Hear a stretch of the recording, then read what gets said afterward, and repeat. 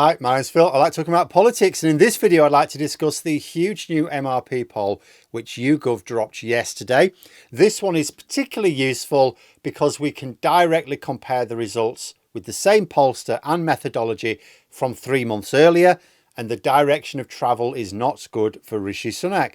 Now, I won't focus too much on the headline results because you can read those yourself in the report, which I'll link in the description below. So I'm going to go over some of the analysis which isn't being widely reported. I'll also make a bit of a comment about how this poll is affected by tactical voting as well, because that's important. So I could actually go over various aspects of this poll for hours. I've certainly spent a few hours going over various analyses, but let's go over some main conclusions.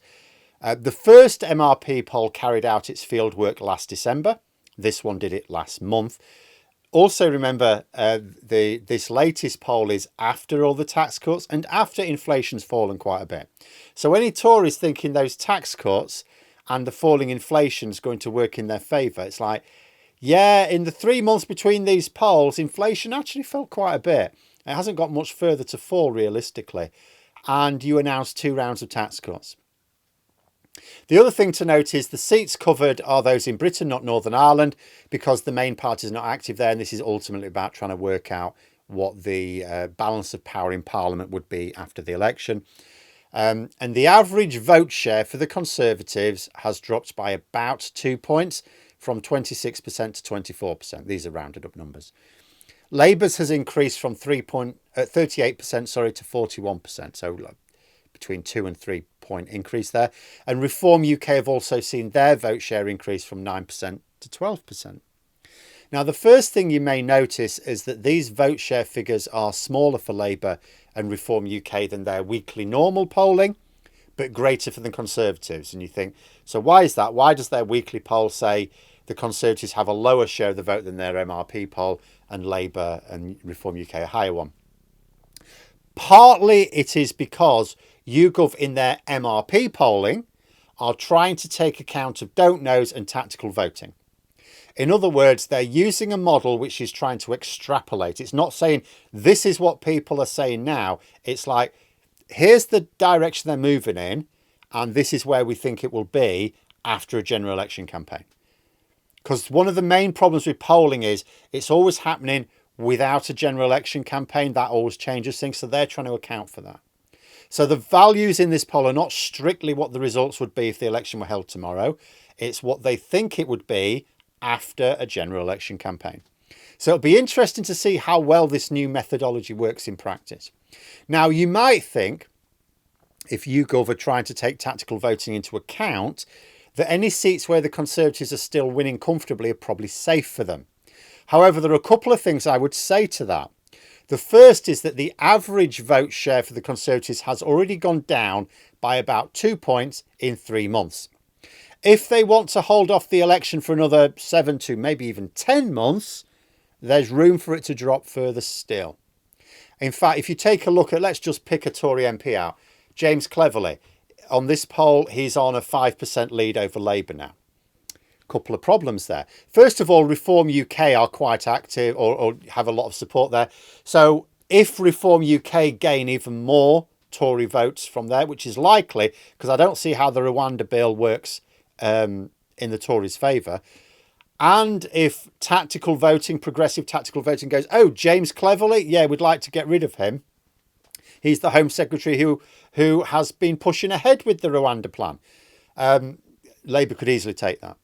And James Cleverly just becomes more vulnerable the longer you leave it.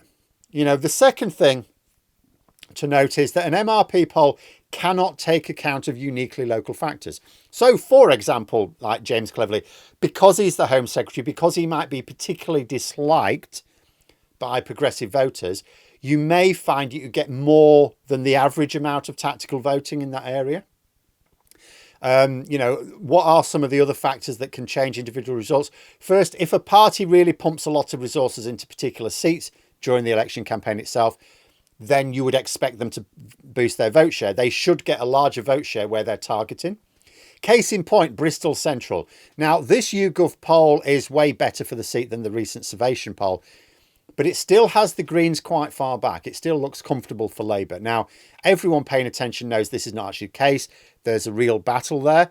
And that is partly because the Greens are targeting it heavily. Second, there's the local reputation of the candidate that can have an impact. So a popular one can do better than MRP suggests, an unpopular one worse. For take another example, Priti Patel. She looks much safer than James Cleverly. She's got a 9-point lead over Labour. She's the one who introduced the Rwanda plan. However, if Patel is particularly disliked by progressive voters and Reform UK carry on nibbling at the Conservative vote share, Patel may not look quite so safe in half a year. Third, then you've got local campaigns. If there is a strong local campaign in the area pushing tactical voting, for example, that can change the MRP result because the MRP is based on sort of national attitudes. Like if we look at South Devon, the Conservatives have a 7-point lead over the Liberal Democrat candidate. But there's a really strong campaign there, the South Devon primary, which is pushing tactical voting heavily. And it's getting real cut through. The MRP poll cannot take account of that because you don't have such non-partisan campaigns on this scale in the vast majority of constituencies. Fourth, there may be a significant number of voters who could fall foul of voter ID or university students falling foul of the timing. That could be an issue. Because like an MRP poll or any poll can take account of people saying they'll intend to vote but not. Because if you look at like polling results, you always get a way higher percentage of, say, young people saying they're going to vote than actually do. But you've got past data, so you can wait for that. You can't do it for voter ID because this will be the first general election where voter ID has been used.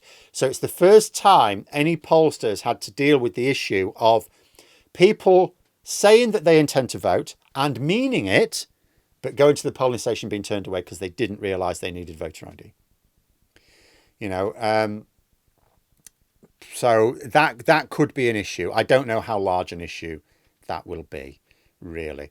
And then in terms of the university students, if the election is in October, that potentially screws first-year university students who wouldn't have had time to register there, although I would advise register at your hometown then. There has never been an October election since polling began, so there's no real way of judging the impact of that. And of course, if there had have been, it would have been a very long time ago and not as many university students, so not as big an impact. Then, of course, there's the usual caveat of the nature of a general election campaign. If they didn't work to change attitudes, parties would not save up so much money to spend on them. We're going to have the cash splashed on campaigns, TV debates and interviews, and the sort of people who normally steer clear of politics will suddenly start paying attention. So things will change, and it's a matter of making sure they change beneficially. I think Rishi Sunak is going to be monumentally awful in both interviews and particularly TV debates. We will see. But in terms of interesting features from the results as they exist now, especially comparing with that earlier poll. So it shows more Labour gains and more Tory losses. The direction of travel is not supporting the idea that a long campaign is in Tory interest. Thing is, they believe that events occurring over the next half a year, particularly around interest rates and inflation, will save them. I don't think they will. I think they're deluding themselves. Although the overall result is more Tory seats lost, the Tory vote share has increased for some seats. Now, that might be an indication that the Tories are getting through to some types of voters, just that the net effect is more electoral pain to come. In fact, another little thing to note in this poll, although it is really just a bit of trivia, is that all of a sudden there are 5 seats where the Tories are on 5%. That is very, very close to maybe some Tory candidates not even getting their deposit back. That would be embarrassing. But another thing more serious to consider is that although the headline results are the Tories would win 155 seats, which is a worse result than in 1997, what's just as important is how many seats are vulnerable. So the poll has the Tories winning 155 seats, but only 33 of them by a margin of more than 10 points, and only 83 of them by a margin of over 5 points. Now, when you consider that the Tories have already lost 2 points of vote share in 3 months, and they want to carry on for maybe another 8 months, you consider that half the seats this poll says the Tories will win, because they've only got up to a 5-point margin right now, the Tories could easily lose half of those seats just by waiting until autumn. Frankly, I think Tory MPs are insane. Yes, we don't know that the Tories will continue to lose vote share at the same rate. It might be that they have a floor of support that it won't go below. It might be that the Reform UK have a ceiling of support above which they can't get. And it might be that we're quite close to both of those. But this is far from certain.